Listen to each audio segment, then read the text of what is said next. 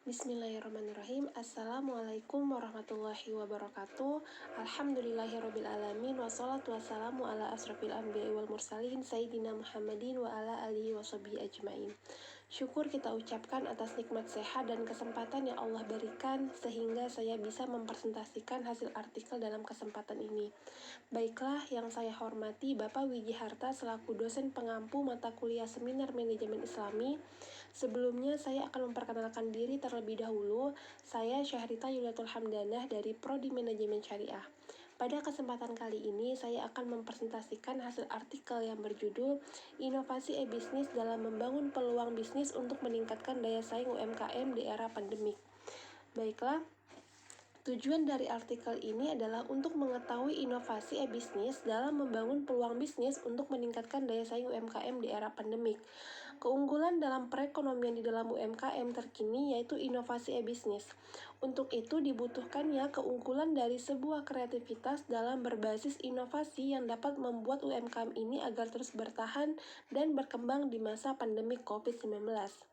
Hasil penelitian ini menunjukkan adanya inovasi ini juga dibutuhkan motivasi dan kreativitas di dalam diri seseorang agar bisa mencapai suatu tujuan, dan bentuk inovasi dan kreativitas apa saja yang bisa dilakukan terhadap UMKM di masa pandemik ini yang akan membantu terbukanya pikiran para pelaku UMKM.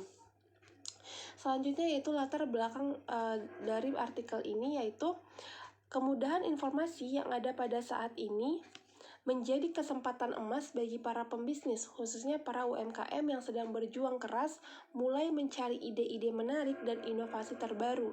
Ide-ide tersebut direalisasikan dengan produk yang mampu menyelesaikan persoalan sosial di tengah pandemik. Buktinya, kini banyak masyarakat yang bisa memanfaatkan pandemik menjadi peluang bisnis yang unik dan menarik, seperti bisnis makanan, masker, bisnis kuliner rumahan, dan sederet bisnis yang ternyata menarik banyak orang. Tentunya kondisi ini bisa menjadi bukti bahwa masyarakat punya peran dalam membantu sektor perekonomian Indonesia lewat usaha mikro, kecil, dan menengah. Apalagi UMKM ini sangat berpengaruh terhadap pertumbuhan ekonomi Indonesia. Hawkins di tahun 2021 menyatakan bahwa kehidupan ekonomi manusia saat ini telah memasuki era baru, yaitu orbit ekonomi pengetahuan atau orbit ekonomi kreatif. Ditambah dengan kemajuan teknologi, UMKM di Indonesia terus melakukan diversifikasi produk untuk memenuhi berbagai kebutuhan masyarakat di berbagai daerah. Menurut Badan Pusat Statistik, jumlah usaha mikro kecil menengah mencapai 64 juta. Angka tersebut mencapai 99,9% dari keseluruhan usaha yang beroperasi di Indonesia. Selanjutnya, UMKM akan mampu bertahan dan bersaing apabila mampu menerapkan pengelolaan manajemen dengan baik. Pengelolaan manajemen secara umum mencangkup bidang pemasaran, produksi, sumber daya manusia, dan keuangan. Konsep dan perancangan tertentu di tingkat strategi merupakan faktor kunci keberhasilan. Analisis mengenai pasar, pelanggan, dan produk merupakan suatu hal yang sangat penting dalam dunia yang kompleks. Menurut Purwanto, di tahun 2008, analisis strategi meliputi segitiga strategi, yaitu pelanggan, pesaing, dan perusahaan. Kebanyakan perusahaan atau unit usaha melakukan kegiatan produksi dan operasinya hanya sampai berkonsentrasi pada pembuatan produk saja, termasuk perusahaan berskala kecil hingga menengah. Baiklah, selanjutnya landasan teori ada 4. Yang pertama inovasi, yang kedua daya saing, yang ketiga UMKM, dan yang keempat pandemi COVID-19. Yang pertama yaitu inovasi. Inovasi dikenal sebagai fungsi penting dalam inovasi mempunyai makna sebagai pembaharuan dengan menciptakan sesuatu yang sebelumnya telah ada, kemudian terjadinya perubahan yang lebih baik, lebih berkualitas, lebih menarik, dan lebih banyak diminati dari sebelumnya. Dalam penelitian terdahulu menunjukkan bahwa menurut Najib dan Kiminami di tahun 2011 menyatakan bahwa inovasi berhubungan positif dengan kinerja bisnis dalam hal profitability, relatif, dan pertumbuhan pangsa pasar. Konsep ini didukung oleh beberapa penelitian terdahulu lainnya seperti Kim di tahun 2017, Demi Chan, Rochecht, dan Kunchit di tahun 2014. Dan selanjutnya yaitu daya saing. Daya saing merupakan suatu upaya yang harus dilakukan oleh pelaku usaha atau ekonomi agar tetap eksis dalam menjalankan kegiatannya. Menurut Asmara dan Rahayu di tahun 2013. Menurut Wahyudi, di tahun 1996 ada beberapa keunggulan yang dapat digunakan oleh perusahaan, yaitu pada yang pertama harga, yang kedua pangsa pasar, ketiga merek, keempat kualitas produk, kelima kepuasan konsumen, keenam saluran distribusi. Berdasarkan pada beberapa definisi, maka dapat disimpulkan bahwa yang dimaksud dengan daya saing merupakan salah satu kriteria yang menentukan keberhasilan suatu usaha. Nah, manfaat daya saing itu sendiri dalam lingkungan persaingan yang semakin kompetitif dan adanya situasi pasar yang dinamis, maka setiap perusahaan tidak mungkin untuk menghindari persaingan, tetapi yang harus dilakukan adalah menghadapi tingkat persaingan tersebut dengan cara yang sebaik-baiknya. Sebaik-baiknya di sini diartikan sebagai upaya yang dilakukan secara optimal dan berkesinambungan untuk menghasilkan sesuatu yang lebih baik dan lebih baik lagi di masa yang akan datang. Selanjutnya yaitu yang ketiga, UMKM. Usaha kecil, mikro, dan menengah juga merupakan salah satu pilar utama ekonomi Indonesia sehingga membutuhkan kesempatan untuk dijadikan prioritas, dukungan, perlindungan, dan pengembangan seluas-luasnya. Menurut Dewanto et al. Di tahun 2015.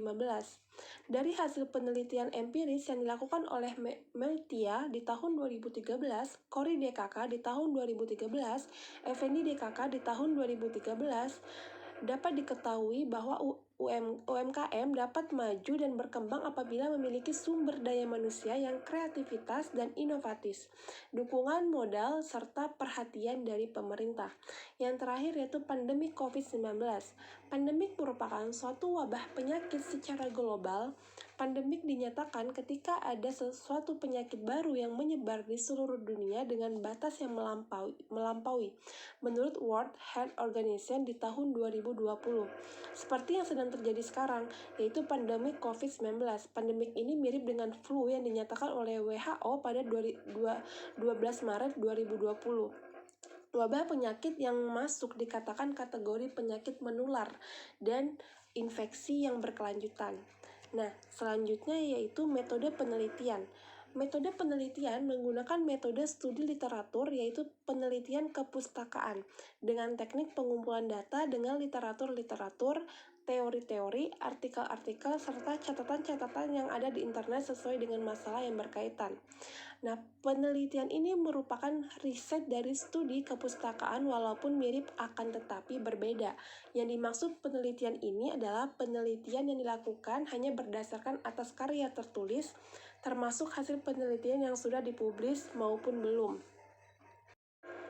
Baiklah, selanjutnya hasil dan pembahasan. Pada tahapan ini, hasil penelitian berupa hasil dari berbagai sumber yang berhasil dikumpulkan. Penelitian ini menempuh tahapan collecting, artikel dilanjutkan seleksi, dan perangkuman. Pada awal pengumpulan artikel untuk bahan penelitian, penulis mendapatkan 20 artikel yang membahas mengenai inovasi bisnis untuk meningkatkan daya saing UMKM di era pandemik.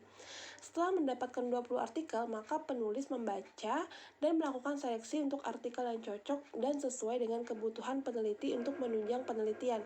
Setelah dilakukan seleksi, ternyata hanya 19 artikel yang digunakan penulis karena dasar dari kegiatan seleksinya yaitu fokus terhadap definisi dan indikatornya. Nah, di sini hasil dan pembahasan ada 3 yang akan dibahas di dalam artikel ini, yaitu yang pertama deskripsi permasalahan, yang kedua inovasi dan kreativitas UMKM di masa pandemik, yang ketiga yaitu bentuk inovasi dan kreativitas UMKM.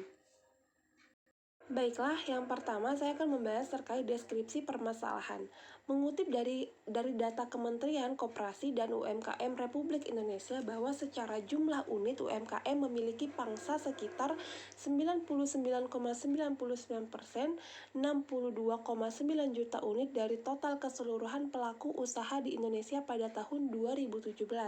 Sementara itu, usaha besar hanya sebanyak 0,01% atau sekitar 5 5.400 unit. Usaha mikro mampu menyerap sekitar 107,2 juta tenaga kerja, 89,2%, sementara itu usaha kecil 5,7 juta, 4,74%, dan jumlah usaha menengah sebesar 3,73 juta, 3,11%. Sementara untuk usaha besar menyerap tenaga kerja sekitar 3,58 juta jiwa. Dapat dimaknai bahwa secara gabungan jumlah UMKM di Indonesia menyerap sekitar 97% tenaga kerja nasional, sementara usaha besar hanya menyerap sekitar 3% dari total tenaga kerja nasional. Maka, untuk mewujudkan pencapaian proyeksi tersebut, tentunya UMKM memerlukan dukungan kuat dari pemerintah, terutama soal akses penambahan modal. Berbagai kebijakan pemerintah yang mendorong UMKM terus dilakukan karena bertujuan agar nantinya sektor-sektor ekonomi tersebut dapat memberikan kontribusi besar dan dapat memberikan berbagai dampak yang positif terhadap stabilitas ekonomi nasional. Baiklah, yang kedua yaitu inovasi dan kreativitas UMKM di masa pandemik. Sebagai salah satu sektor ekonomi yang paling penting, nafas terhadap UMKM perlu terus dilakukan, terutama terjadinya pelemahan ekonomi di masa pandemik virus COVID-19 saat ini. UMKM tidak hanya penting di dalam suatu kelompok usaha yang paling diutamakan tenaga kerjanya dibandingkan usaha besar. Contohnya, padahal di negara yang sedang berkembang, di mana banyaknya kontribusi terhadap pembentukan dan pertumbuhan. Maka dari itu, keberadaan UMKM menjadi penting sebagai penggerak kewirausahaan dan pembangunan ekonomi serta menjadi pencipta lapangan kerja. Tantangan global seperti ini saat terjadinya pandemik ini pastinya membawa perubahan pada kehidupan dan alur sebuah bisnis. Inovasi dibutuhkan di masa pandemik saat ini, yaitu terdapat di pelaku UMKM yang menjadi kunci agar bisa bertahan. Adanya inovasi ini untuk mengantisipasi setiap bisnis atau berkelompok agar ekonomi di UMKM dapat tetap maju walaupun sedang mengalami pandemik serta menjadi pengembangan kualitas produk. Maka dari itu, adanya permasalahan ekonomi di UMKM ini dengan adanya beberapa inovasi dan kreativitas yang bisa kita lakukan untuk bertahan di masa pandemik, yaitu yang pertama, berpindahnya offline menjadi online di masa pandemik. Kedua, tentunya tetap harus memperhatikan protokol kesehatan. Yang ketiga, membuat suatu produk baru yang benar-benar unik. Yang keempat, melakukan perubahan untuk produk mengganti yang berbeda dari produk yang sudah ada, seperti pada produk minuman Coca-Cola.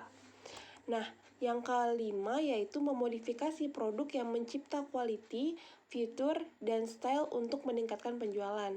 Nah, yang keenam, melakukan semua aktivitas bisnis dengan perencanaan baik untuk menyesuaikan antara produk-produk yang dihasilkan.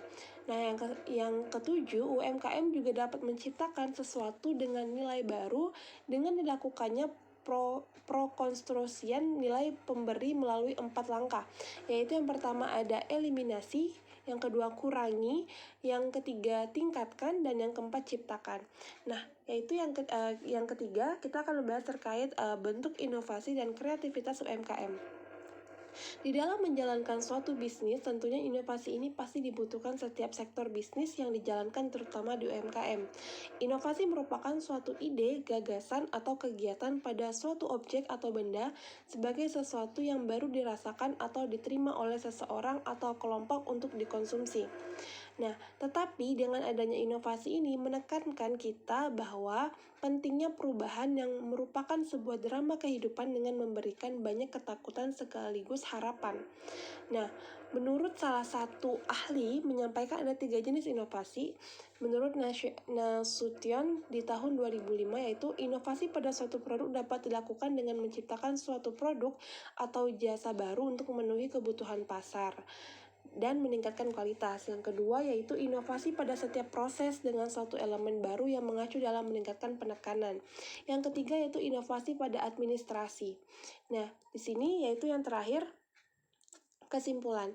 Nah, dari pemaparan pembahasan di atas tadi, saya mendapati beberapa kesimpulan, yakni yang pertama, dalam membangun bisnis, seorang entrepreneur harus senantiasa memperhatikan tren, kebiasaan yang konsumen sedang gandrungi, sehingga bisnis mampu berinovasi lebih baik dan dapat bersaing di kancah perindustrian.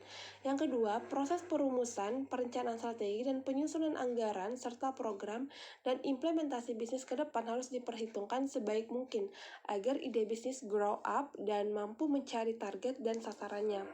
Nah, berdasarkan hasil dan pembahasan dengan pendekatan deskripsi dari teori-teori tersebut yang telah diuraikan sebelumnya, dapat ditarik kesimpulan yaitu pada masa pandemik ini memang kreatif dan dalam berinovasi sangatlah dibutuhkan semua sektor ekonomi, terutama UMKM yang terkena dampaknya.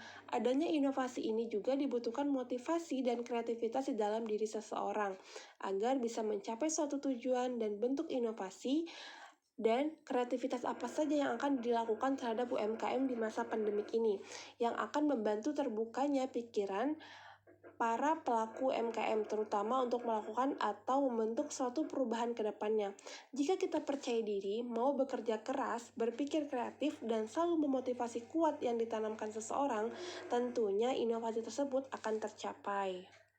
Baiklah, mungkin hanya itu presentasi dari saya. Demikian beberapa hal yang bisa saya sampaikan pada kesempatan kali ini. Saya mohon maaf yang sebesar-besarnya apabila ada tutur kata yang kurang berkenan. Sebelum itu, terima kasih banyak kepada Bapak Wijaharta yang telah membimbing kami dalam menyelesaikan artikel ini. Saya berharap hasil presentasi artikel yang saya paparkan ini bisa memenuhi tugas akhir yang Bapak berikan kepada kami. Bila ada kekurangan dan kesalahan, saya meminta maaf karena kesempurnaan hanyalah milik Allah dan kesalahan datangnya dari diri saya sendiri. Cukup sekian dan terima kasih.